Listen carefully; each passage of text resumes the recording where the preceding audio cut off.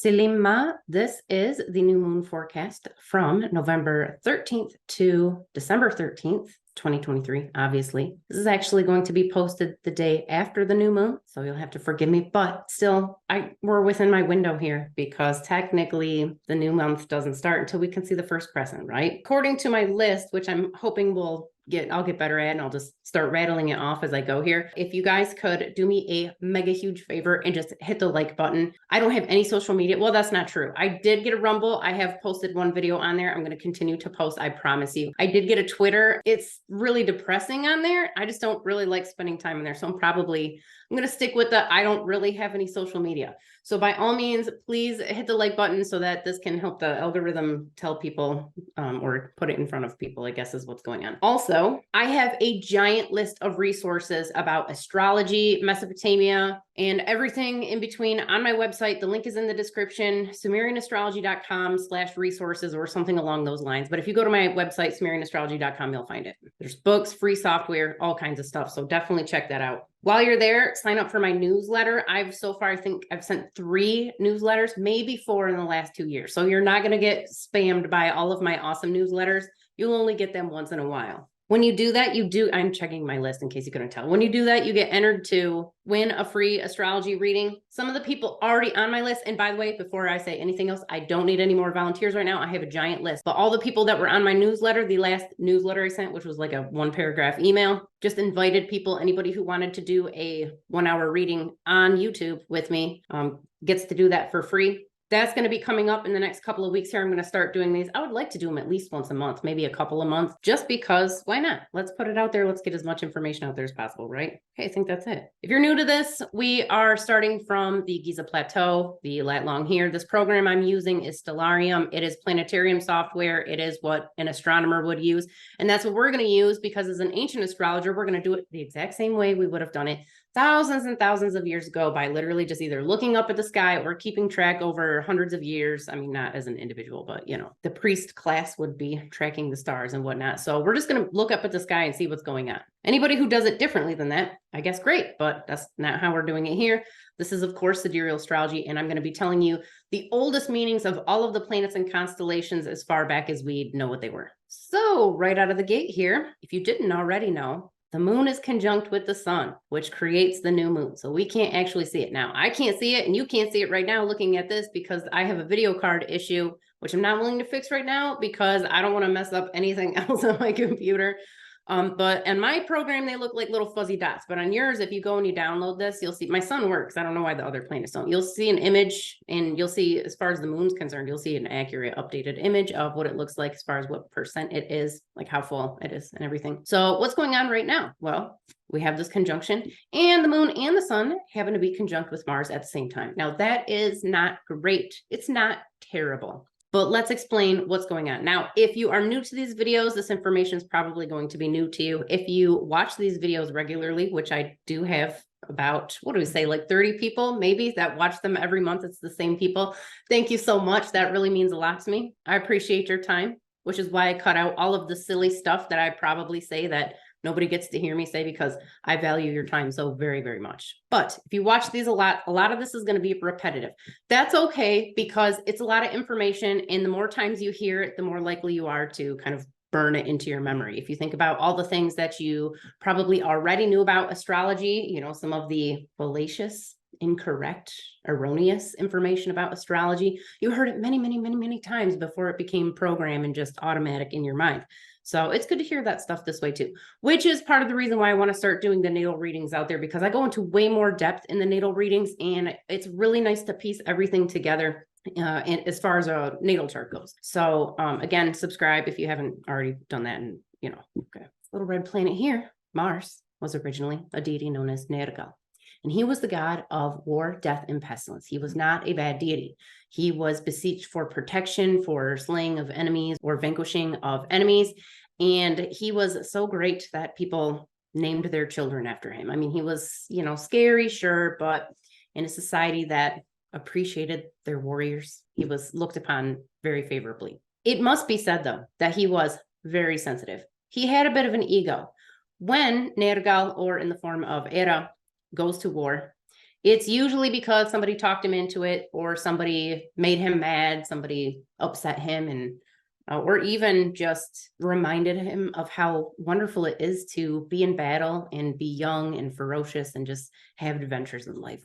So it wasn't just because he was aggressive and he wanted to go around starting trouble or raising whole nations to the ground. It was mostly because his ego got manipulated into that situation.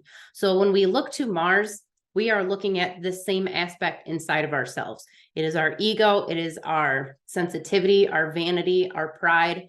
And that's not great because this is center stage this month, which means for everybody, we're going to be much more sensitive to insults, to injuries, physical and emotional, and energetic and psychic. This is extremely sensitive.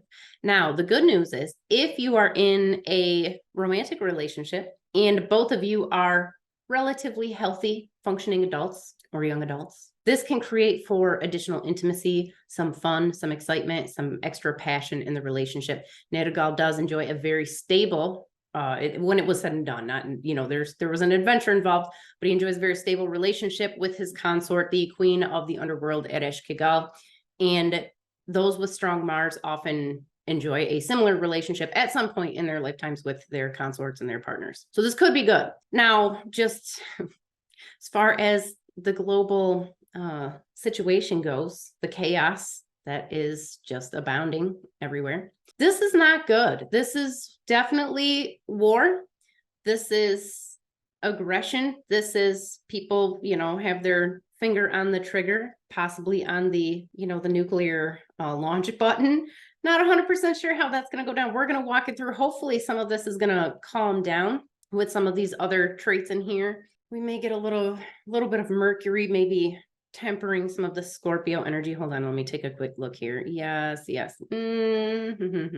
I suspect, I know I'm probably making you guys dizzy in here. I do think this Venus here in Virgo probably will help us out a little bit. Possibly even the Saturn in Aquarius is taming things a little bit for us, but we'll come back to that. Let's take it one step at a time. So this right here, these scales, which you definitely know as the sign of Libra, these were originally the claws of the scorpion. They were associated with the scorpion. They were just a part of the big giant scorpion over here. They eventually became claws. They were associated with merchants. And so eventually, scales also associated with merchants. It must be said, if you have Libra, a strong Libra anywhere in your chart, or even just for the purposes of this video right now, Libra has nothing to do with wanting to be non-confrontational or just, hold on, let me read what Libra actually says. Let's debunk some of this. Why not? Let's do it. Okay, so I am going to read this right from astrology.com. Libra is the seventh sign of the zodiac. This is my narration voice. And it's at this point in the zodiac that we start to see a shift.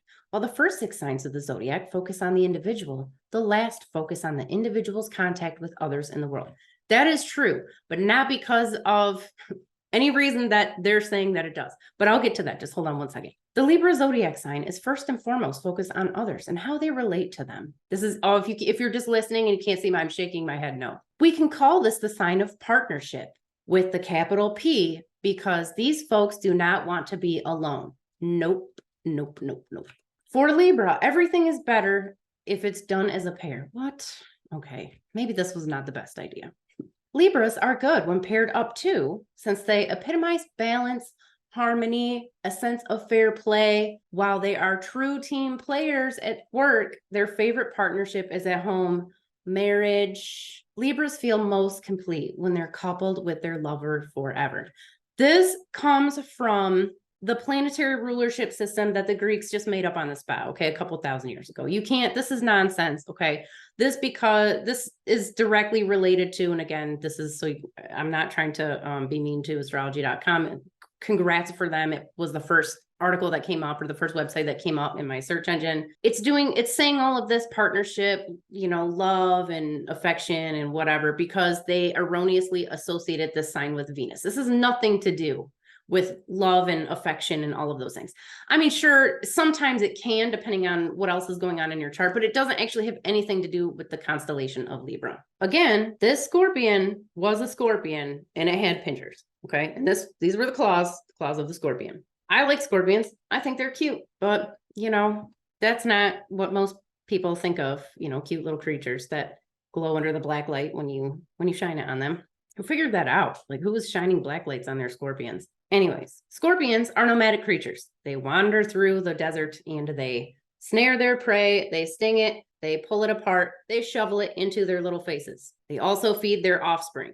The claws of the scorpion are literally tools to feed yourself, to gather resources, and to take them back home to your family. If you lived by yourself, if you were the only person on planet Earth, you probably would want to check out early. I don't know for sure what your survival instincts are, but if you didn't, if you wanted to stick it out, you would spend 90% of your waking time trying to gather resources and feed yourself. That would be it. Now, in a modern society, we have specialized fields, we have artists, we have medical professionals, we have architects, we have skilled labor, and everybody has their own specialization so that we can just do that one thing and we can just go to the grocery store or go to the marketplace and make some exchanges, bring the food, buy the stuff that we want, and bring it all home. That's what's going on here in Libra. Because of this, you naturally, as a human being, have to have good social skills. This is just social skill for survival purposes. It's not because you're afraid to hurt anybody's feelings or you just love everybody and you want everybody to get along. This is coming directly from a fear, a deep-seated fear of death, of being ostracized from your community. It's much more primitive than anybody gives it credit for, which is why this position of Mars this month is not great. Because when it comes right down to it, we can all want to make peace so that we can go home and feed our family, we can get along with each other, and we're not fighting with it, you know, we're not just fist fighting everybody that we walk by on the street. But at the same time, this additional sensitivity makes us that much more likely to start some of those fights or to finish some of those fights if they are started in front of us. In other words, this Mars placement is really drawing on some of our more primitive instincts, and we're less likely to care about the getting along and actually making peace so that we can continue to survive and thrive here in the physical world. That said, if you have a creative career and you work with people on some level, so if you're in marketing or something related to counseling or connecting to people on a deeper emotional or energetic level, this is actually really favorable for you. For the world at large, though, not great. It's definitely not a good thing. And it's really just because it's just intensifying this sensitivity. That's all it is. It's not because Mars is inherently bad. It's just intense, and things are already kind of crazy out there. This is going to set us up for the entire month. We're going to be dealing with this all month. I would say, you know, obviously it's most intense in the beginning of the month. We start getting the next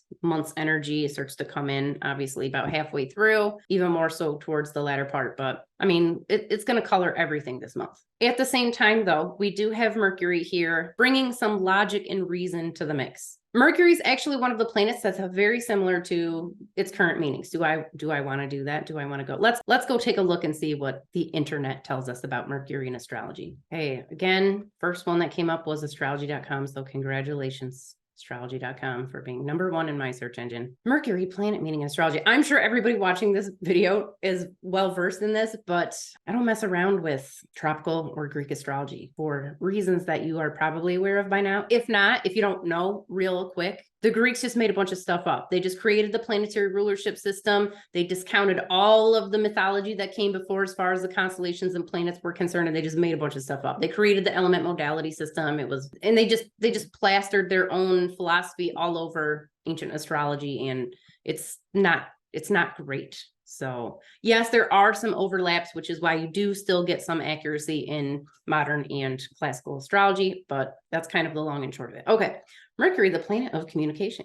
Mercury, much like the winged messenger of the gods, comes on feather-light wings and commands us to speak. Communication, intellect, awareness are all within Mercury's domain, as our logic and reasoning, our manner of thinking, and how we create and express our thought process. Okay, so this is probably the one that is as true to the ancient meanings as any of them are. Namely because the god Nabu was almost entirely synonymous with Hermes and Mercury in Greek and Rome. So we kind of lucked out because it was basically the same stuff. So yes, cognitive everything learning, taking the information, eating it, processing it, spitting back out into some sort of wise and meaningful modality, artwork, writing, teaching, speaking, whatever. It's all wrapped up here in Mercury. So what happens though is we get this intellectual energy, and it's right close to kind of the heart. We're going to call it the heart of the Scorpion here, the star Antares. Now, this was the Lisi star. She was the lamenting goddess, and she was known to be able to soothe the hearts of the angry deities. So on the one hand, this Mercury energy is going to come in here, and it's going to temper some of this otherwise very raw, creative, very powerful, very energetic Scorpio energy. Energetic energy, is that yeah, I guess that's fine. But it's going to bring some logic and reason with it on top of everything else. So he's coming in here, he's swinging in, and he's waking up the Lisi goddess, who can kind of calm things down. So am I going to predict an end to any wars? I don't think any big major conflicts are ending. I don't see a nuclear holocaust this month. I think we're buying ourselves some time. Now, as far as this goes for you on an individual level, this is a lot of creativity. This is a lot of, if you have a lot of psychic ability, this can awaken some of your empathic ability, also your sacral chakra energy. If you are doing some energetic work or spiritual work, maybe some tantra in there, maybe you're awakening some kundalini, who knows what's going on, but you definitely have some energetic opportunities uniting the mind and the spirit and the energetic bodies. So take advantage of that. Saturn still here in Aquarius, and it's going to be here for a long time, swinging back and forth. And this is what is really triggering a lot of our innovation right now. I hit this one relatively hard every video. So if you want to go back and hear more about Aquarius and how it was the god Enki and possibly Sarasvati, definitely check out some of the older videos, because I go into more detail. But this is triggering innovation, communication, technology, some of these AI revolutions that are going. It's not all going to be good. I mean, some people are going to get totally screwed essentially out of their jobs. This is going to cause a massive revolution in human society in general, unless we're hit with like a EMP or something, some coronal mass ejection, in which case all of our technical stuff kind of goes back to, caveman times. And then we don't got to worry about it. Then we get to go back to manual labor and, just hunter-gatherer society. So that'll be fun, right? Down here in Jupiter is still in Ketis. I'm saying Ketis instead of Aries, because Aries is a very late addition to the zodiac. It's this tiny little thing. The name of this constellation was originally Luhunga, and it meant hired man. It was just a little guy. All he did was come in during the springtime and babysit the livestock. Not a whole lot going on in there. All of the power is coming from this fish of Pisces and this creature here known as Ketis. This was originally Tiamat. She was in Babylon in particular, she was the primordial mother goddess, and she, upon her death, was stretched out. Her corpse was stretched out to essentially create all of time and space, the fabric of the universe. So we have all of this powerful, powerful energy coming out of Ketis, and just being supercharged here with Jupiter. Jupiter was originally Marduk. He too was in Babylon anyways, he was the head of the pantheon. It goes all the way back to Sumerian times, and probably so very much farther back than that. He was kingship, he was power, he was all of the godliness that one imagines when we think of supreme deities and whatnot, at least in the physical form. So your Zeus, Jupiter, Yahweh, that type of deity. Great placement for twin flame relationships, for twin flame partners, for finding your person. If you are currently, you don't have other things that you're clearly on a journey of right now, and you are more focused, you're in a good place to find your person and to partner up. This is a wonderful, wonderful time for that. So you're much more likely to run into that person right now. So that's good. I would say that's probably good. Venus, regardless of which ancient culture you're looking at, had two sides. She was either wonderful and beautiful and just fertile and loving and maternal, or she was a raging, destructive warrior, maniac, depending on the day. She had it in her.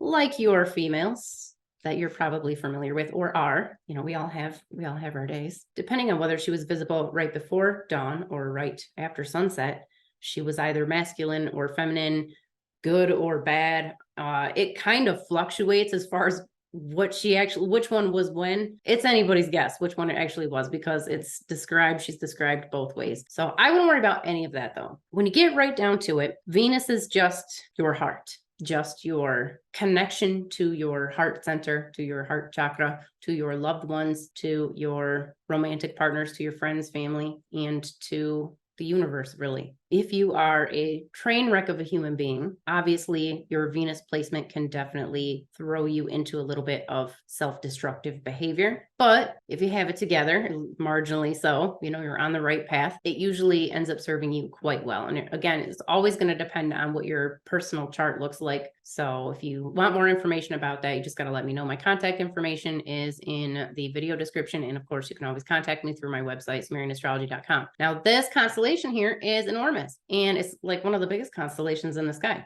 It was originally two different women. They were known as the Fertile and the Front. And when you get right down to it, they were basically just a version of Venus in her guise of Inanna or Ishtar, which they were just, one was Sumerian, one was the Babylonian. Way, way, way back when, before Venus and Inanna and Ishtar really took on some of their heavy warlike traits, she was really, or this archetype was basically just an earth mother. She was credited with domesticating crops and animals. As such, she was associated with fertility and bounty and being able to feed your family and procreation and all of these, typical earth mother things. Venus is actually softened up quite a bit here in Virgo. I do think that this gives her more of her maternal traits, which can definitely bring the opportunity for peace, not just in your personal life, but in the world at large.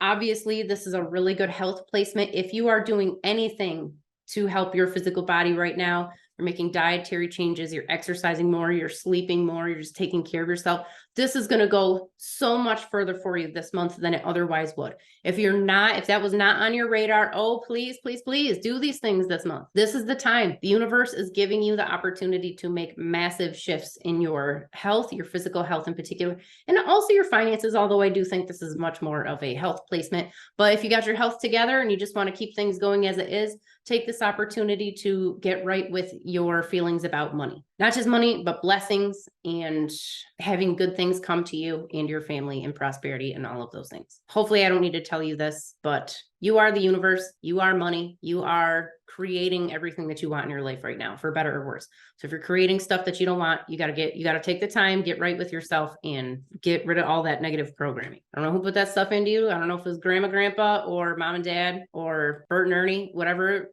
Barney, whoever was filling your mind with all of your early childhood programming. Sit down, take a minute, get right with that stuff, get rid of the old bullshit and move forward. Those are the dominant energies this month. So let's go ahead. Let's take a look. Let's speed this up here. And we are going to be mainly focused on the moon. Whenever you are doing some sort of forecasting on a daily, hourly, or even monthly basis, you really want to be looking at the moon. The sun, the other planets, they're not really moving very quickly. You don't know, it takes 30 days for the sun to transit a sign, generally speaking. Obviously, like it takes longer for it to go through Virgo, and so a little less for other constellations like Aries because it's tiny. But we want to watch the moon. It's going to tell you on a moment-to-moment basis exactly how everything in your personal chart is affecting you.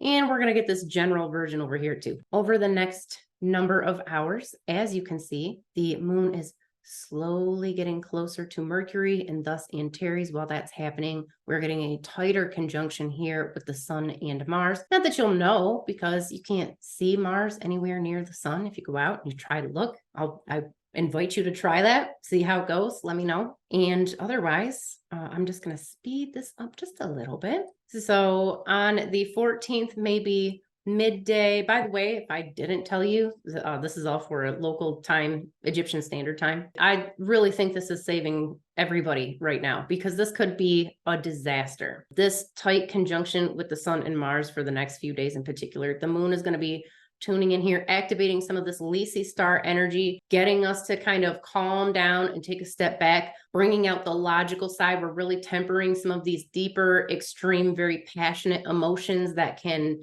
in some cases, really cause a lot of havoc if you don't have it together. I don't really know how to say that. If you're a damaged human being or a group of damaged human beings running a country or countries, like this can definitely slow things down a little bit. It should still be interesting. If you follow geopolitics, if you're you like to dork out on that stuff, or you just are concerned for the future of humanity, and so you're paying attention, definitely pay attention over the next couple of days. It should be interesting. Now, fortunately, this Mercury is going to continue to be activating Antares over here for quite some time, so we're going to get some of this for a while, and I do think that it is probably saving all of our lives, probably saving thousands of lives. Obviously, people are still dying somewhere. Take your pick. Take your pick. I mean, it's rough out there right now. The moon's also going to be entering, as you can see here on the 15th, it's going to be beginning to enter the center of the galaxy, which was right over here. If you use Stellarium, just pick a planet and hit the space bar and it will center everything for you, just so you know. Took me a long time to figure that one out. But anyways, as it goes closer to the center of the galaxy, almost all ancient cultures recognize this as having some connection to the other side, to the divine realms, the place where the ancestors traversed here, all these souls, as in Egypt, like traveling through the Milky Way. And this figure right here, Sagittarius, was originally Pablo-Sag, and he was very much pointing his arrow towards this area of the sky and doing some serious demon slaying, some snatching out of some bad entities here. You know, there's a lot of weird stuff, dark stuff goes on in between the realms. So he's definitely doing some demon slaying over here. As such, he's healing, he's being successful, he's taking care of his family, his tribe. And so we're starting to activate some of that energy right as the moon is going through the galactic center. It should increase our connection to the other side. If you do any mediumship work, you're doing any type of deep meditation, you should have some better insights and that type of thing. Generally speaking, intuition should be better, especially if you already have that type of placement, it'll be better. Now, while the moon is going through Sagittarius, again, it's going to wake up some of this Pablo-Sag energy.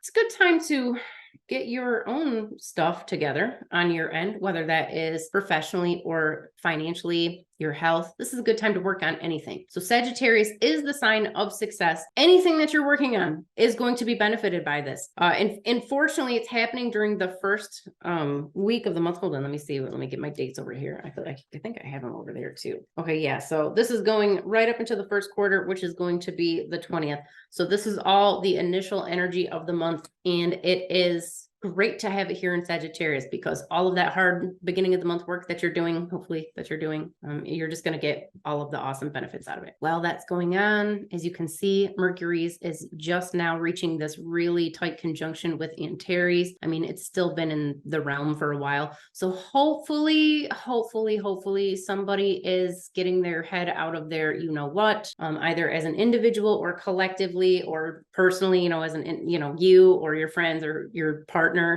And they are taking advantage of this balance between the emotional stuff, the passion, and the logic and reason, and also some of this successful Sagittarius energy from the moon. And we're going to start leaving Sagittarius somewhere early on the 18th. And I mean, we're still getting it. Anytime we're anywhere between the two constellations, you're going to be getting an overlap of both of these. Now, Capricorn is the most nurturing of all of the constellations. This was in Greek mythology. This was basically the goat, the she-goat that nursed Zeus. And there are all of these other maternal associations with goats. I don't know if you or maybe somebody you know has a milk allergy, or like a child had milk allergy and they had to drink goat milk as a child. That's just a natural thing that humans have been doing for a really, really long time. Goat milk is awesome, and there's definitely not enough of it out there. Find your local farmer's market or whatever you got to do, get your hands on some. If you drink milk, definitely derailing. Let's see where we talked about. Oh, so very nurturing and very just selfless and passionate. So anybody who tells you that Capricorn is really cold and domineering, actually, that's a perfect opportunity. Let's pause real quick and let's see what the internet has to tell us about this constellation. Bother to look at, I just assumed this site astrology.com is going to come up next time. So I just grabbed it. Characteristic dates, blah, blah, blah. Okay. It's a weird picture. Okay. Am I mumbling to myself? Yes, I am. Capricorn, the 10th sign and mountain goat of the Zodiac it's only half a goat though. It's all about hard work. No. It's all about love and nurturing. Now, some people like to pour all that love and nurturing into their career, which is why you do get, again, you get the overlap here with the career stuff, but it's not about hard work. I'm going to tell you why that they're telling you this. Hold on. Those born under this sign are more than happy to put a full day at the office. Yes, again, because selfless devotion to whatever it is that they love, whether that's their family, and so they want to work really hard so they can give them a good vacation or good healthcare or whatever, or they just are passionate about what they're doing, realizing that it will likely take a lot of those days to get to the top. That's no problem, since Capricorns are both ambitious and determined. Determined, yes. I don't know that we're getting the ambition in here, though. Life is one big project for these folks, and they adapt to this by adopting a business-like approach to most everything they do. No. If you are a Capricorn or you have strong Capricorn somewhere in your chart and you're like, oh yeah, but that's me, I guarantee you it has nothing to do with Capricorn. It probably has something to do with Saturn somewhere else in your chart, which is where they're getting some of these traits. You also probably have very strong Sagittarius. So I challenge you to look and see what's going on in Sagittarius in your chart, and also Saturn, before you just say, yep, Capricorn, that's me, because I'm telling you, this has nothing to do with that. Capricorns are practical as well. I mean, maybe taking things one step at a time and being as realistic and pragmatic as possible. No. So the other half of Capricorn is actually a fish, and it's the fish that is associated both with Nanshe, who is the goddess associated with Pisces, and the fish of Pisces, or one of them. She's associated with magic and spirituality and all of these very ethereal things. And it's associated with Enki. The fish was sacred to Enki, who is Aquarius. So this is not pragmatic. This is innovation. This is pulling, information out of the ether, abstract thinking. It's not any of these things. And I'm going to tell you here in just one second why they say this. Those with a Capricorn zodiac sign are extremely dedicated to their goals. Yeah, but because the selflessness, we talked about that, almost to the point of stubbornness. Those victories sure smell sweet though. And that thought alone will keep Capricorns going.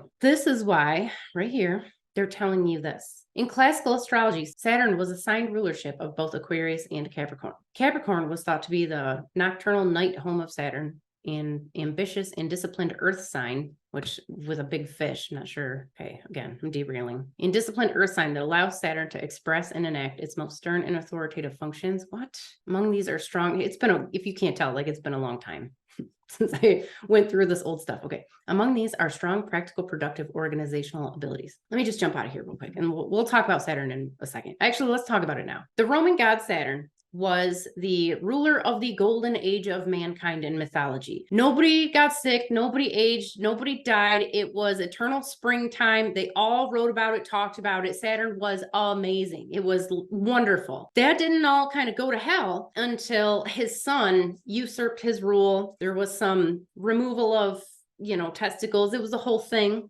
After that, that's kind of when like the lesser god Zeus and his sister Hera and like all this stuff, that's when things kind of went downhill. But prior to that, Saturn was amazing. They loved it. That's why his festival, Saturnalia, was like the festival in ancient Rome. That's when everybody was partying. They were singing in the streets. They would come and visit their family. They'd bring presents. Does this sound familiar to you? Happened right around the solstice, right around, the end of December, right around, I believe, the 22nd, 23rd. What falls on that day now? I wonder.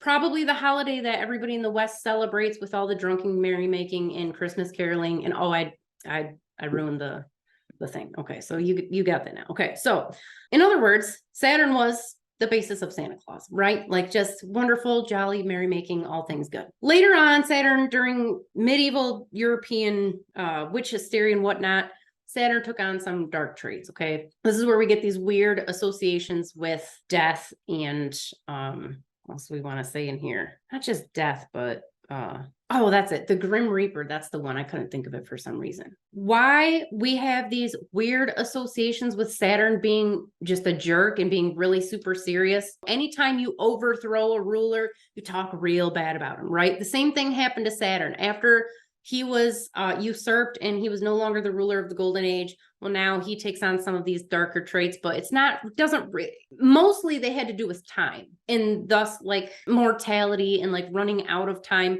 But that was all, that stuff all came later. He was awesome and Saturn was originally awesome. So associating any of those negative traits, being very cold and domineering and disciplined and ambitious, none of that stuff had anything to do with Saturn. That is all just some made up nonsense. Okay. Really hammering this home, I realize, but it needs to be said, and I'm just going to say it. At the same time, in Mesopotamia, Saturn was the embodiment of Ninurta. He was a god of adventure. He was a demon slayer. He was very early on, he was an agricultural god, much the same as Inanna or Ishtar.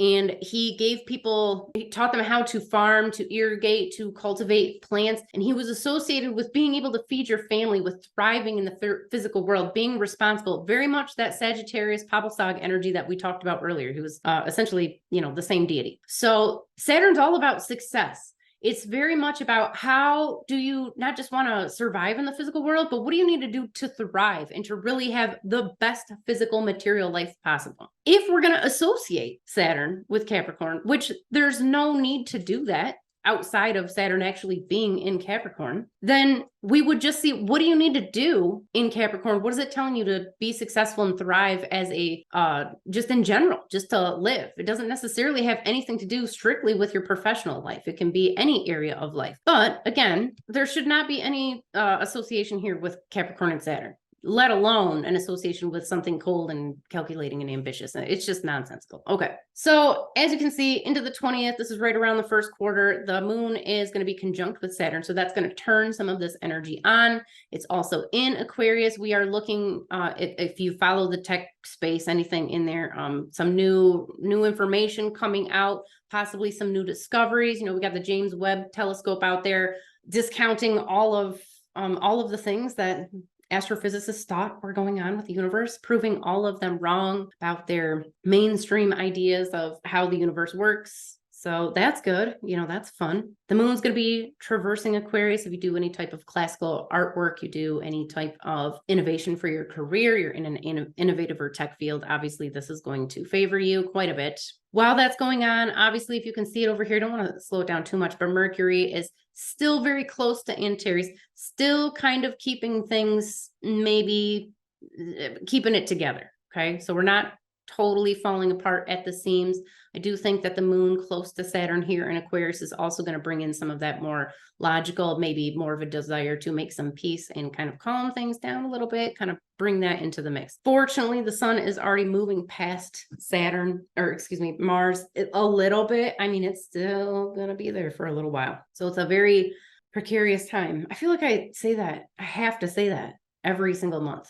It's crazy out there. Okay, so as the moon starts to approach this fish of Pisces, which was originally a swallow or a bird or a dove, it wasn't really a fish. They were attached to some cords, but they were really just the Euphrates and Tigris rivers. Either way, we're going to start pulling in some of this Pisces energy. Now, Pisces is fortunately, here's a good opportunity. Let's look and see what the mainstream idea of Pisces is. Let me go ahead and pause this. Before I get too far into this, what I'm about to tell you is that Pisces is actually one of the signs that's very similar to the original meaning of the constellations. Some of these did get lucky. It's not totally 100%, and I'll explain why in a second. I see all these people on YouTube, they have these dark screens with the white words. My brain just does not want to read this stuff. I don't like it with the dark or the light words on the dark screen. I don't know. My brain just doesn't want to read it. Pisces is the 12th sign of the Zodiac. It doesn't really matter what the last sign of the Zodiac is. And it is also the final sign of the zodiacal cycle. Hence, the sign brings together many of the characteristics of the 11 signs that have come before it. Okay, well, that's news to me. The reason why Pisces is currently the last zodiac sign is because of the precession of the equinoxes. So every 2,000 to 5,000 years, depending on the actual zodiac sign that we're moving into, I can show you this. I should probably do a different video about that, but it takes that long for the spring equinox to shift into the next sign. So right now, despite what anybody tells you, we are still in the age of Pisces. We will not be into the age of Aquarius until like hundreds of years from now. We won't really be into it for probably like another 1,000 years. But if anybody tells you that the earth is flat and, there's other things about that too that we can go into. That's not the case. And the precession of the equinoxes is actually one of the ways that we can prove that. But the long and short of it is, a few thousand years ago, the first zodiac sign would have been Taurus. So it's going to continue to switch over time. In case you didn't know, some people don't know. Okay, where was I at? Pisces, however, like multiple Pisces signs, however, are happiest keeping many of these qualities under wraps. These folks are selfless, spiritual, and very focused on their inner journeys. That is true because Pisces was sacred to the goddess, or it was an embodiment of the goddess Nanshe, who was the god of all of these Pisces traits, the spirituality, the psychic ability, the altruism. She was the patron goddess of giving, helping people in need. She was the patron goddess of orphans and widows and the infirmed, the mentally ill or demonically possessed, depending on how you want to look at it back then, because they thought that your illnesses were caused by, well, some people, I'm sure not everybody thought that they were caused by negative influence. So she was the goddess of all of those things. So this is why we do get some of this over. Some of the stuff I've never heard about before, though. They also place great weight on what they are feeling. I mean, I guess so. If you're just a spiritual person, you're probably in tune with your feelings, right? Yes, feelings define the Pisces zodiac sign, and it's not uncommon for them to feel their own burdens and joys, as well as those of others. Yeah, but that goes back to the psychic, being tuned in and the spiritual side of things. The intuition of the Pisces born is highly evolved, right? That's true because of the things I just told you. Nanshe's priests used to do these special rituals and like prayers and stuff, so they would get the powers of an oracle, and they would have these dreams, these psychic dreams, and they would come to the temple and they would interpret each other's dreams, or sometimes ask the goddess herself to interpret the dream. So it was all very woo. And that's why some of this is still the same. Many people associate Pisces with dreams and secrets. See, and it's a fair association since those born under the sign feel comfortable with an illusory world. Okay, well, I don't know what that's based on. Planetary rulership, Jupiter. I'm not sure what's going on here. Hold on, this is news to me. I may have known forever ago. I just don't, it's like been forever. Classical astrology, Jupiter, the planet ruler of Sagittarius and Pisces. What? Oh, this is probably just one of their random associations that the Greeks just gave it to them. What? Planetary placement, Jupiter, thoughtful, gentle version of Jupiter's bold planetary energy. What? Doesn't have anything. Pisces doesn't have anything to do with Jupiter. Jupiter has some association with Sagittarius, but it's much more associated with Scorpio. But Ninurta, who was the god inherent in the constellation of Sagittarius, was an adventurer, just like Marduk. I mean, they had a bit of a back and forth, though. They were both these amazing, powerful deities. So you get a little bit of the overlap there, but I don't know what this Pisces association is. This doesn't make any sense. Okay, I'll get out of here. Hold on. All right, so now that we know a little bit more about Pisces, the actual correct overlap and the stuff that was just kind of made up and plastered onto Pisces, we now know that, well, the moon goes into Pisces, it triggers the spiritual side of our mind and body and heart and spirit, and all of our connections, our psychic empathic connections to our karmic associations, our loved ones, our twin flame soulmates. This is a very strong twin flame indicator. There's reasons for it. I won't go into all of the detail right now, but suffice to say, this is a very karmic sign, and it does tune us into the deeper spiritual realms. Now, again, keep in mind, we're also drawing in now this Ketis energy, who, if you recall from the beginning of the video, that seems like it started a really long time ago. I don't know how long it's actually been. Seems like it's been at least an hour over my end or on my end. But this is tuning right into the primeval source of all existence here. And it's going to continue to trigger some of this stuff as time goes on. While that's happening, we still have, I don't know if you can see it over here, we're still being balanced out a little bit by this Mercury close to Antares. The Sun and Mars are moving together. They're not quite as tightly conjunct. Fortunately, Venus is still moving through Virgo, which, yes, I believe this is partially why we are not going to die in a fiery holocaust, nuclear holocaust. I mean, some people are going to die in a holocaust this month. It's already happening, but that's another conversation. Okay, Venus is going to approach Spica here too, and as that happens, we are intensifying some opportunities for wealth and healing. And where did my moon go? I already lost you. Oh, there we are. So we're still over here in Pisces. So if you don't know, the moon is square with the sun twice a month. That gives us the first and last quarter. And you probably know this, hopefully you know this, but the moon is opposite the sun once a month. That gives us the full moon. That is an astrological opposition. Now, I know that you have heard, I know this. This is not your first rodeo, this astrology video that you're watching right now. If it is, congratulations. But I suspect that it's not. And I suspect that you have heard, you have been told your entire adult life that oppositions in astrology are bad, that they block things. But I double dog dare you to go outside and look at the full moon and see how blocked you feel. Okay, that's not what's happening. Aspects don't have anything to do with anything inherently good or bad. They are just different types of energetic associations. So obviously, yes, conjunctions are a little bit more intense because they're usually very close to each other. Either the shadow or impression of something in your chart where a position would be and where things are transiting at the time. Otherwise, an opposition is going to be the next most powerful. It's kind of like a conjunction, just a different type of alignment.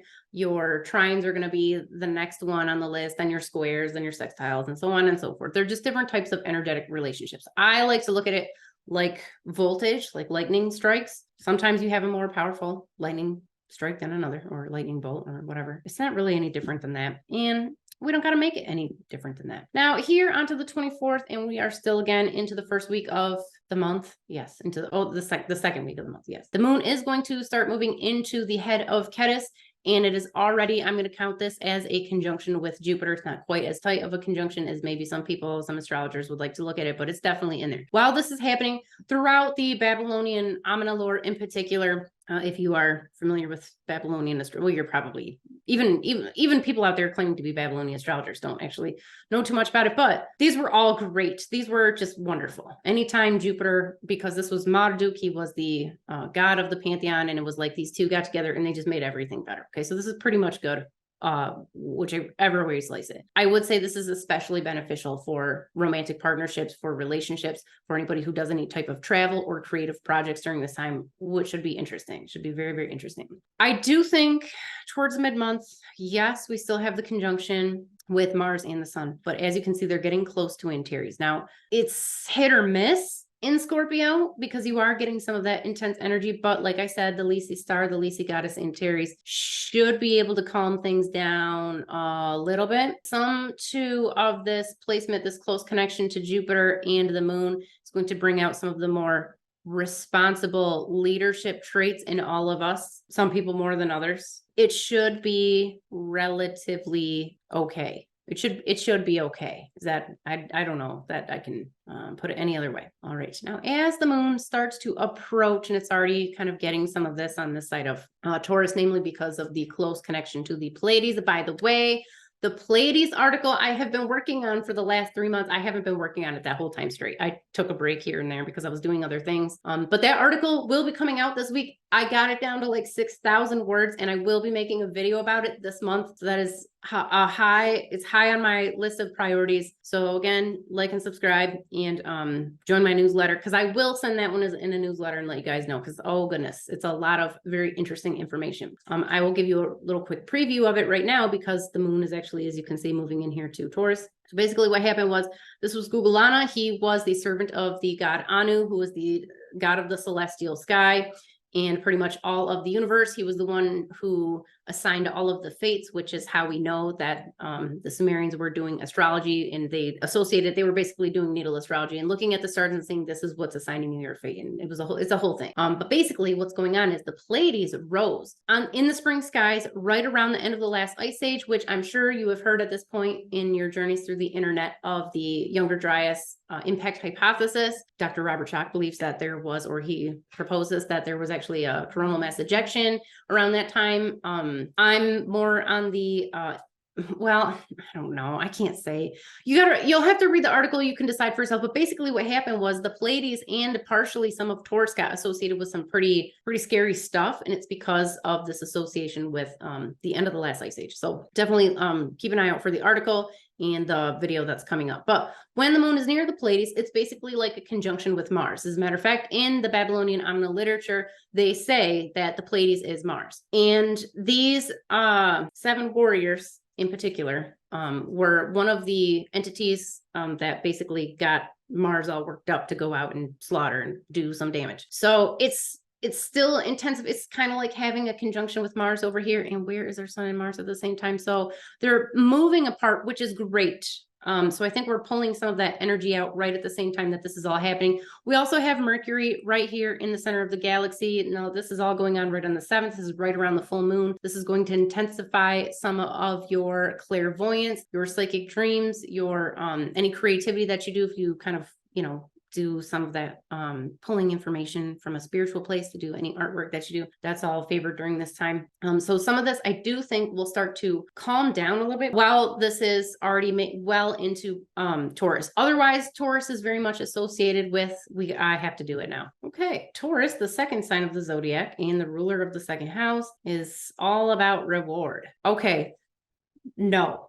And again, no offense to astrology.com, but no. This comes from an erroneous association with Venus, namely Aphrodite. And even though she too was a goddess of war, and she was originally very similar to Nana Ishtar, but she took on, as time went on, she became much more love and sexuality and whatnot. This has nothing to do with that. Taurus is about service. Gugalana was the servant of the supreme god. This is a spiritual service. This is having to go and do stuff that you don't like, which I'm going to explain here in a second, because you have to, and you're going to do it, and you're going to do it to the best of your ability. It has nothing to do with reward.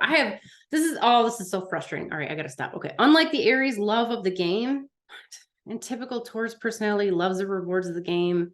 Think physical pleasure. You know what? Before I even continue the sentence, let me stop and say this information was one of the things that first set me on my path to learn about ancient astrology and the origins of all of this. When I was first doing tropical astrology some 23, 24 years ago, I was telling people with either Taurus moons, Taurus sun signs, whatever. I was telling them this because just like everybody else who does tropical astrology, you just parrot what you've been told because that's what you think it is, because everybody does it and everybody says it, so it must be true, right? These people would look me dead in the face and be like, yeah, I don't know about that. Like, I don't know what you're talking about. That's definitely not me. Some of the other ones, because there's a lot of overlap, I was like, okay, well, some of it's right?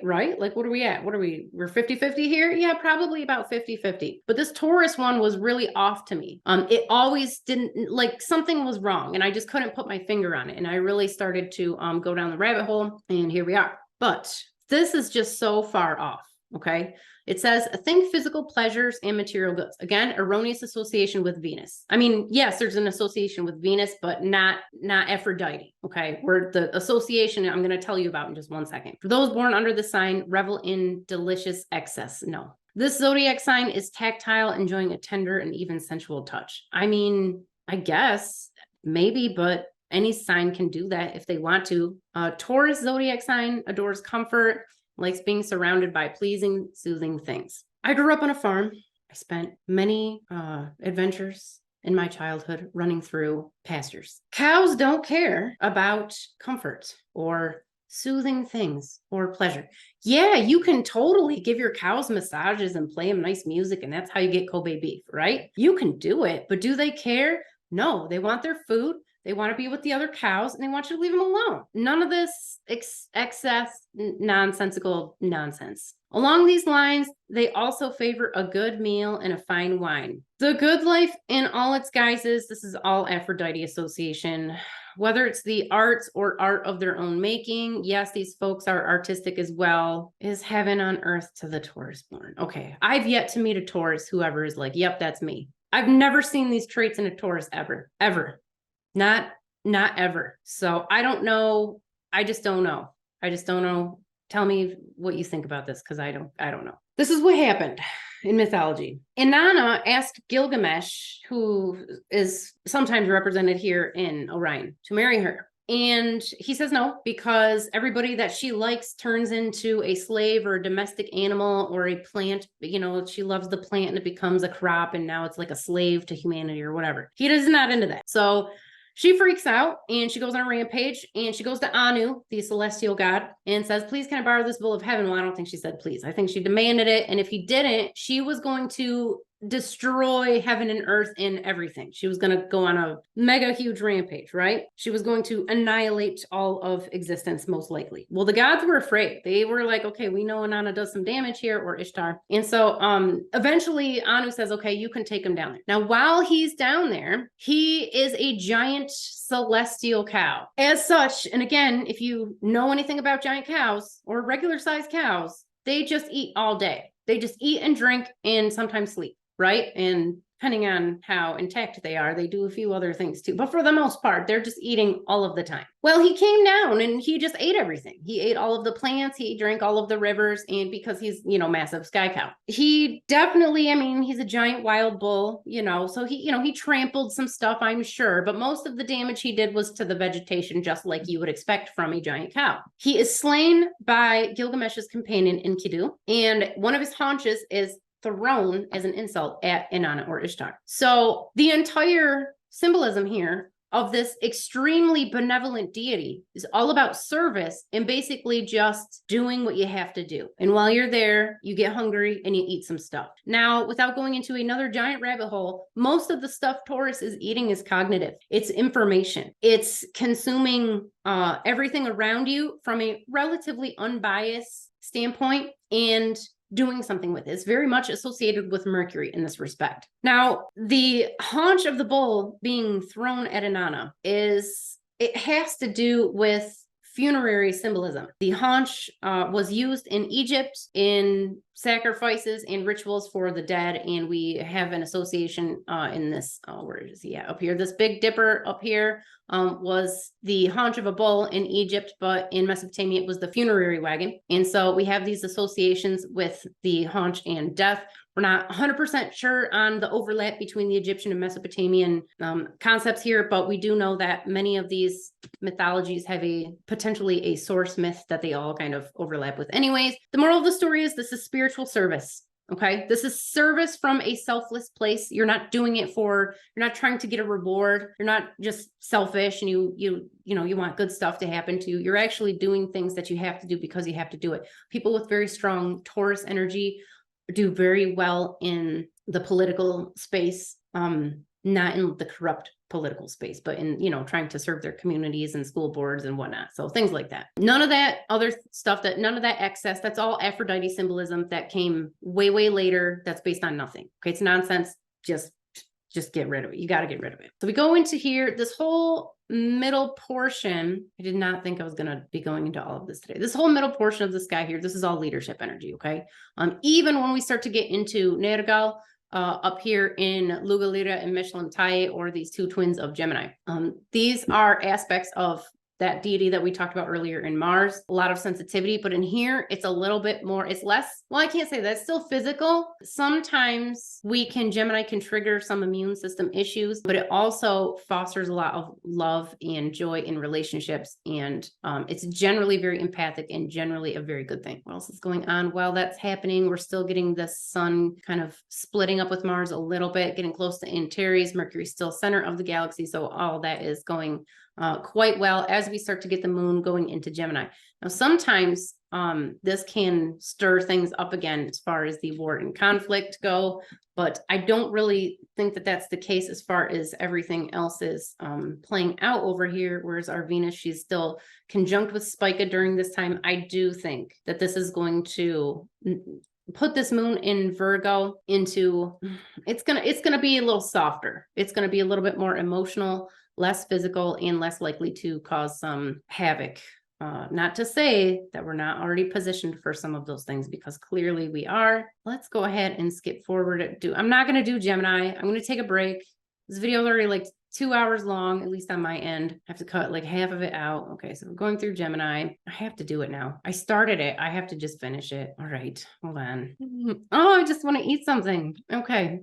You don't know, I hate editing videos. Gemini. It's like my least favorite thing to do. But I wander off onto so many tangents that if I don't edit these videos, I mean, they'll be hours and hours long of just me rehashing the same stuff over and over and over again that you probably don't need to hear or want to hear. Gemini is the third sign of the zodiac, and those born under the sign will be quick to tell you all about it. Okay. Erroneous association with Mercury and communication has nothing to do with that. Okay. That's because they love to talk. Nope, that's not what's going on here. They have an empathic connection with their brethren, whether that is their friends, their co-workers, or their loved ones. They may open up to those people, but there's no, this talkative stuff has nothing to do. If you're chatty, has nothing to do with Gemini. Guarantee you, and I'm happy to prove this in your chart at some point. So feel free to hit me up and we'll make that happen for you. It's not just idle chatter with these folks either. The driving force behind a Gemini zodiac sign's conversation is their mind. Not so much. No, this is again, Mercury associations, nothing to do with the original meaning of cat, even the Greek Castor and Pollux. What are you guys talking about? This has nothing to do with that. This is everything to do with sibling connections and sibling love. Ruling the, I didn't mean, I'm not trying to shout. I hope I'm not shouting at you. Ruling the third house, the Gemini born are intellectually inclined, forever probing people and places in search of information. Nope, erroneous association with Mercury. They just randomly chose Mercury to be associated with Gemini. It doesn't have anything to do with this, okay? The more information a Gemini collects, the better. Oh, God.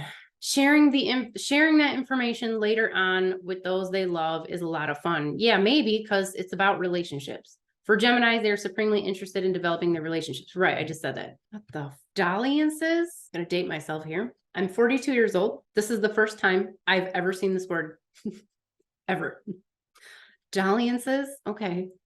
With the, like, I'm a writer, you know, I'm scouring the thesaurus on a daily basis. Never saw this word in my entire life. So congratulations again to astrology.com. You are enlightening me with so very, very much information today. Dalliances, casual romantic or sexual activity, a casual or brief romantic or sexual relationship, a brief involvement or interest in something. I guess. Still never heard of it though. Okay. Dalliances with those of this astrology sign are always enjoyable since Geminis are bright, quick-witted, in the proverbial life of the party. No. If you have a Gemini, that's the life of the party. It's not because of Gemini. There's something else going on in the chart. Even though their intellectual minds can rationalize forever. By the thing that's probably going on in the chart has something to do with Jupiter, but a different conversation. Even though their intellectual minds can rationalize forever and a day, Geminis also have a surplus of imagination wanting to be tapped. Can a Gemini be boring? Never. Gemini is Nergal. This is Lugalira and Mishlamtai. Okay. Both aspects of Nergal or Era from Babylon. Sensitive. Okay. Right. We talked about this in detail. Let me speed up a little bit. There we go. Sensitive, little on the ego driven side, but, and if I didn't mention this before, I think I did. It's been a long time since I started this video, so I don't know what I said at this point, but very intense, passionate sexual relationship between Nergal and his consort, the queen of the underworld, Eresh Kigal. They live happily ever after, and they're like doing it all of the time. Okay. This is like just a beautiful relationship, an intimate relationship. Nergal was this guy right here. I know he's upside down. And he was this guy right here. They're just aspects of him. It's just him with himself. Okay. However you want to look at that. Nothing to do with overthinking, overanalyzing, talking a lot, being the life of the party. He probably was the life of the party for other reasons, but not necessarily because of, you know, whatever. These two figures right here were guarding the gates of the underworld, most likely. That was right up here in the sky. They were dressed with armor and swords and knives and bows and arrows, and they were ready to kill some people. They were ready to unalive anybody who tried to break into this underworld. They're not here to party. They're here to take care of some business, but they're going to do it together. And, you know, this is brotherly love and sibling love and blah, blah. Okay. Speaking of the gates of the underworld, that's right here in Cancer. You know what else is associated with the underworld?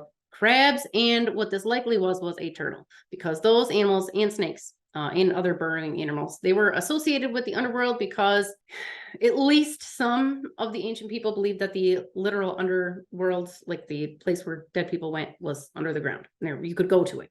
There were caves and whatnot. Possibly because people, you know, actually lived in the underworld, whether they were interdimensional beings or aliens or, you know, people, like who knows what was going on, but somebody was going in and out of the underworld. There's other underworld associations too. I can tell you that Cancer is very intellectual, we have to do it. We just have to do it. I'm so sorry, you guys. But we have to. Well, I have to. You don't have to. I have to do it. Cancer is the fourth sign of the zodiac. It is all about home. Those born under this horoscope sign are roots kind of people and take great pleasure in the comforts of home and family. Yeah, they might, in that they like to be in their own space and be in their own mind and contemplate the mysteries of the universe from an, from their center, whether that is the center of their body through meditation or their mind and introspection, or through their home, because that's like their base of operations. Okay. But that's not what they're telling you here. Cancers are maternal, domestic, love to nurture others. More than likely, their family will be large too, and the more the merrier. No, there is no statistical evidence for that in particular, and trust me, I did the math on it. This comes from an erroneous association with the moon. Now, are crabs and turtles, do they have associations with the moon? Sure, but that's not how they got this lunar association. They got it because the Greeks took the moon and they threw it at the constellation, and they're like, now the moon's associated with Cancer. That's it. That's all they did. Cancers will certainly be merry if their home life is serene and harmonious. Sure, because they get stressed out pretty easily because of all that introspection they're doing. And if they're not doing it from a place of meditation, they're probably doing it from a place of hyper analysis, which means they're likely to go to a place of stress. Traditions are upheld with the great zest in a Cancer's household, since as the rulers of the fourth house and home and memory. Sorry if I'm glazing over this and I'm not reading it very well. The zodiac sign prizes family history and loves communal activities. No idea what they're talking about. I have no idea. They also tend to be patriotic, waving the flag whenever possible. Why is that even associated with anything to do with astrology? That doesn't make any sense. There's no patriotic sign. There's no patriotic planet. Doesn't have any, that's like no. A Cancer's good memory is the basis for stories told. This is fascinating to me. It must have been a really long time since I looked at it. But what's interesting is every website says something a little bit different. So you always get like somebody's new, like an author's new take on it. Okay. Cancer's good memories, basis for stories told around the dinner table. And don't be surprised if these folks get emotional about things. Those born under the sign wear their heart on their sleeve. Nope, they don't. They shut everything down. They push it way down in. And if you're super emotional, guaranteed it has something to do with Mars or Venus in your chart. It has nothing to do with Cancer. I promise you. What's really going on is that the crab or the turtle, however you want to look at it, although there's no evidence it was ever a crab, spurring down into the underworld. All of the underworld deities were all healers. They all knew the secrets of the universe, and going way down deep inside, whether that is into the actual underworld, which I don't recommend, or just going deep into yourself, is going to give you the same access to the secrets of the universe. Okay. Introspection, meditation, during this time, which is, around the second. Oh, we're still so far away from the 13th. This is the longest video ever. I don't know about any of that stuff with the home and the whatnot. I'm a stats person, okay? And in my journey from classical, tropical, Western astrology to here, I tracked everything like a true psychopath. Movies and the trope with the serial killers and having, or even the detectives trying to find the serial killers, with all the stuff all over the walls, and that was me, but with astrology for years. And I did not find any significant evidence that anything to do with Cancer or any of these other ones that I'm telling you about. This is how we got this information, by just being a total lunatic and going way too far into this for anybody's good. I guess it's good if it's serving you, but definitely spent too much time doing those things. So that's why I'm telling you, like, there's no statistical evidence of any of these things that they're telling you, and they're just erroneous and fallacious and silly. Okay. Speaking of Nergal, who is the god of war and death and pestilence and Mars, right? This was him, and it was also Venus. We have two associations in here. The moon entering this in particular. Leo, I'm not going to do it this time, and I'll tell you why. Because Leo is actually very similar to what it is supposed to be in modern astrology, or what they say it is in modern astrology. Namely because it was associated with Nergal and Venus, who, as we both know, they could go on some rampages. They were associated with war. They liked sexuality and sex and adventure and conflict and aggression. And I'm not saying that Leo is always those things. It's certainly not, although some of those might peak right around the 4th, because we are conjunct with Regulus, which was the goddess Inanna, the same one from Venus and Ishtar and whatnot. But what's really going on here in Leo, it's increasing our sensitivity, our physical, psychic, and emotional sensitivity. It does result in a lot of intimacy, or it can, a lot of additional creativity. This is a good time to just have fun and just chill out and relax and not worry. Don't stop taking yourself so seriously, right? This is not the time to be tracking things and doing statistical evaluation, neurotic evaluation of the stars and whatnot. Like, just take some time off, okay? And do something else. Maybe heal your body or whatever, but just have fun, you know, spend time with your loved ones and just don't go overboard. Everything else is kind of in the same place at this point. So we're not having any really big changes, but just on a personal level, I do think that this is a good time to just chill out for a while. Okay. Just have fun. Don't take things too seriously, especially because yes, sometimes you can be offended. You're more easily offended during this time. Your increased stress levels can result in a weakened immune system. So there's different things that can happen. So just want to avoid those. I'm not going to do Virgo because again, this is one of the signs that somehow they kind of lucked out. Now, what they did was they incorrectly associated Mercury, which was the god of scribes, with this ancient Earth Mother goddess, which those things don't really go together. But they ended up highlighting some of the traits that actually do work with Virgo, which is namely the practical nature, the taking a very simplistic, very material view on things, or trying to, focus on the material world. And it's not because you're overly obsessed with money, although it's pretty interesting because all of your Virgos, your strong Virgos, they usually have some sort of job in accounting or finance, or sometimes it shows up in like agriculture or the sciences, but they are all very much focused on this material reality, which there's nothing wrong with that. Don't let anybody tell you differently.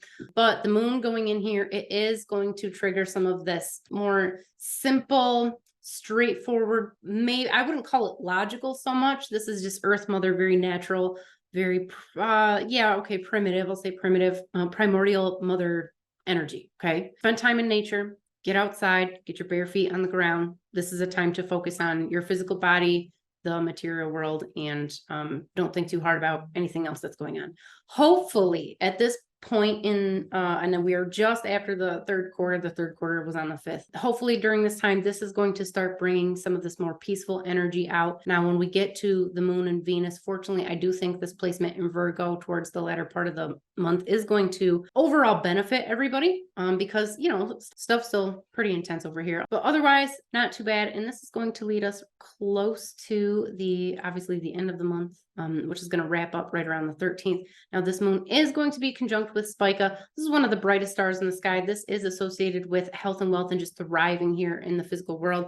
This is a great time to, now I'm not telling you to just run out and buy anything, but if you were waiting for a time to make some investments or maybe ask for that promotion, that type of thing, this is a good time for that, especially with it getting closer here to Venus, or the moon approaching Venus. This really brings out some of, at least here in Virgo, it's going to bring out some of her more heart-related traits, some, focus on healing, whether that is in your physical body or your relationships. So that's definitely better, I think. The Babylonian Amina literature may contradict some of what I just told you, but they say a lot of silly stuff. So some of those omens vary from priest to priest, city to city. I know you don't know, you have no idea what I'm talking about right now. I can feel from the other side of the screen, your ears and eyes and your brain just kind of glazing over, just fogging over, because you definitely don't care about the Babylonian omens, and rightly so, because a lot of them are kind of silly. Okay, going into, let's see, then we're going to move back into Libra, which you now are well aware has nothing to do with not wanting to hurt people's feelings, because you just love everybody and want everybody to get along. It's all about making sure you can get along with your neighbors so you don't kill each other, so you can feed your family, right? Okay, so the moon's going into that. Now, this does create for some really good social interaction, but again, it's partnerships in the sense of we're all in this, together, so let's not strangle each other. This can be, if you are an entrepreneur, you do work with clients or customers, or in marketing, or you have to do a lot of networking. This is obviously a good time for that too, because obviously, again, all of those are related to feeding yourself and not murdering your fellow human beings. And we're going to go a little bit faster here. Zoom right in. As you can see, we're coming up to the new month here. And fortunately, we're getting out of this tricky spot, although we're getting a little bit of it still, but this way it's definitely closer to Aries, and which I think is going to be, again, our saving grace. And then right up into, I'm just going to pick this midday on the 13th. You can see here the moon is pretty much conjunct almost exactly with the galactic center. The sun and Mars are much farther apart than they were before. I do think this Antares conjunction with Mars is going to tone some of this sensitivity down, this emotional sensitivity. Mercury right here in the head of Pavel-Sag. The moon is going to be turning on our higher minds, our higher selves, our higher connections to the universe. So hopefully some of this is going to start to calm down a little bit. We also have Venus moving into Libra, which will force some peace on us, even if we don't necessarily want it. So not a bad thing. Let me see. And obviously Saturn is still going to be right in the middle of Aquarius still for a very long time. And I think that will do it. This was an extremely long video. I did not think that was going to happen. I actually thought I was going to make the lesson 3 for Sumerian, learn Sumerian lesson 3. After this video, I definitely underestimated how much caffeine I had today. So with that, I am going to sign off. Remember to like, share, and subscribe. Visit my website, join my newsletter, check out the list of resources. I'm actually going to put that right at the top in the video description. If you want to see what your chart actually looks like, or what the different meanings and the planets and what they all originally were, let me know. I'm happy to help you do that. SumerianAstrology.com. Also, my email address is all over. It's just SumerianAstrology@gmail.com. It's pretty straightforward. And other than that, I will see you in the next video, and I will get that article out.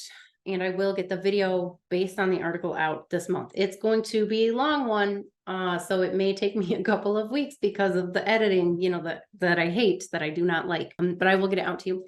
Other than that, take very good care of yourself.